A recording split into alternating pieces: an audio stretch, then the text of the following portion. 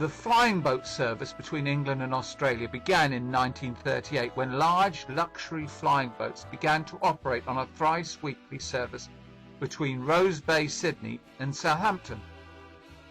The trip took 10 days instead of 40 days by sea and involved 9 overnight stops in luxury hotels or specially built accommodation. In addition, there were 20 stops for refueling. Most stops were coastal stopovers near cities and towns such as Singapore, Rangoon and Athens.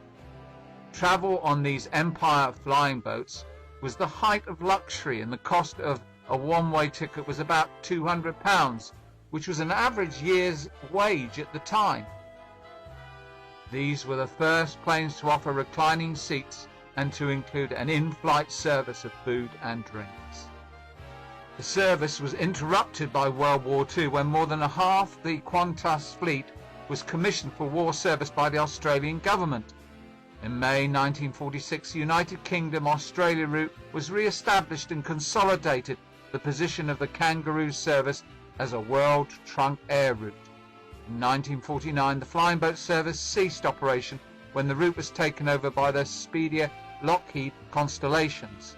These modern airliners could fly from Sydney via Singapore to London in just 4 days.